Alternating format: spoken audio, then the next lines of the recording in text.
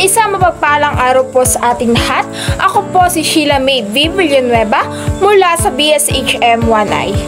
Ang tinalakay po ng ika-9 na grupo ay tumatalakay sa batayang kaalaman sa metodolohiya ng pananaliksik, partikular na sa pagkuha, pagproseso at pagsusuri ng datos. Ipinapaliwanag din dito na ang metodolohiya ay isang sistematikong proseso ng paglutas ng mga suliranin sa panaliksik. Tinatalakay rin dito ang 8 pangunahing proseso sa pagkasagawa ng panaliksik mula sa pagpili ng paksa hanggang sa pagbuo ng konklusyon. Isinusunod dito ang pagmamapang kultural, isang paraan upang kilalanin at itala ang mga yaman ng kultura sa isang komunidad.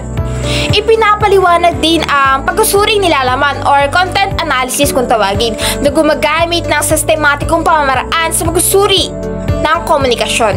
Kasama rin sa tinalakay ang etnografiya kung saan ang manaliksik ay nakikisalumuha sa komunidad upang lubos na maunawaan ang kanilang kultura, ang mga katangian at ito ng etnograpikong pananaliksik gaya ng pag-oobserba, pagdiskubre ng mga pattern.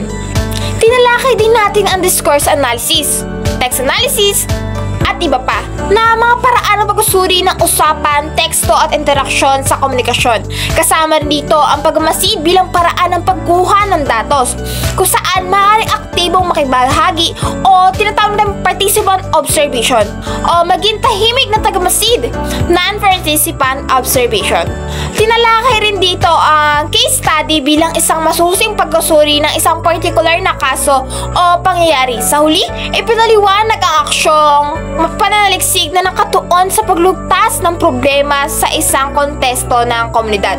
At panghuli, ang experimental na pananaliksik na sinusuri ang epekto ng mga variable na sa isang kontroladong setting.